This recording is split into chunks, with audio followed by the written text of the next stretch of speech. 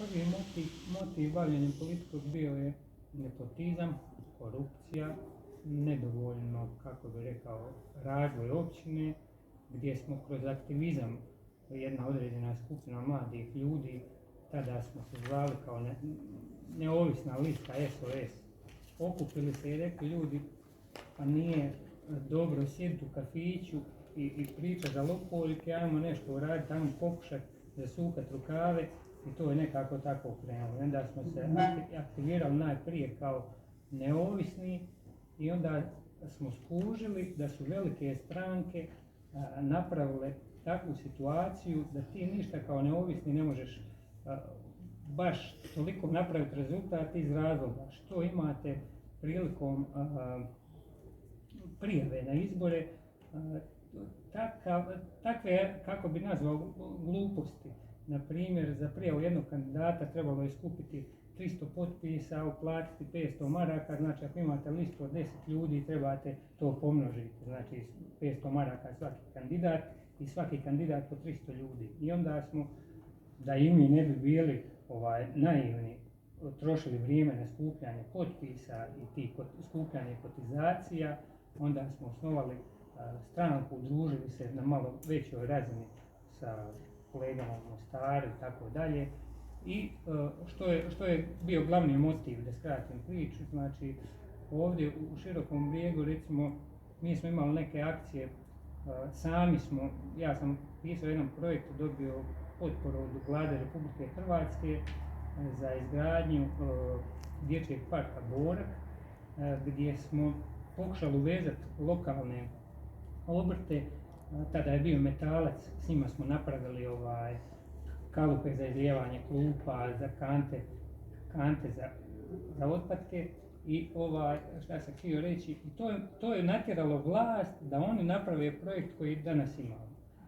I onda glavni motiv... Završite, nisam od 2 minute istekle. Može. Glavni motiv je bio, znači da ja sutra svojoj djeci mogu reći, tata je nešto probao, možda je nešto uspio, možda nije uspio, uvijek će neko biti zadovoljan ili nezadovoljan. Meni je to bio glavni motiv. Hvala lijepo, gospodine Mažušić, vaše 2 minute.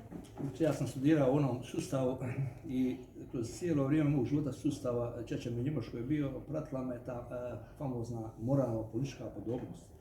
Dakle, ako želiš išta dobiti kao posao i namještenje, ti si morao biti moralno-politički podoban, to znači član Saveza komunista Jugoslavije. Taj koncept, nažalost, primijenjene, prihvaćene i u ovom novom takozvanom demokratskom sustavu, gdje su sve pozicije ključne preuzeli pravni, ideološki, pa čak i biološki nasljednici Saveza komunista Jugoslavije. To moraju znati. Dalje, primijetio sam da je ta stranka HDZ, dakle, ne treba se na njih referirati, ali sve ide iz njih, su preuzeli sve javne funkcije, javne poslove u županiji. Zbog tog njihovog djelovanja, činjenja i nečinjenja, moji bliski ljudi, prijatelji, branitelji sa pola torbe lijekova su otišli vani zarađivati za sebe i za ženu da mogu živjeti. Rodbina moja od moje sestre, konkretno 6 cura, 5 vani u Nidbergu.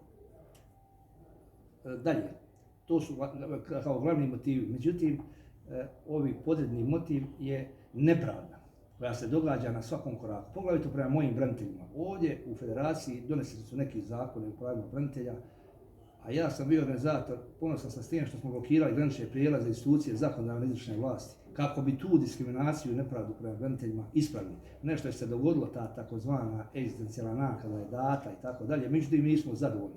I upravo zbog toga našeg nezadovoljstva ja sam osjetio priliku i potrebu da se kandidiram, ne bi li ljudi prepoznali. Dakle, da bi ja braniteljima pokušao vratiti njihovo dostojanstvo koje je ukinuto.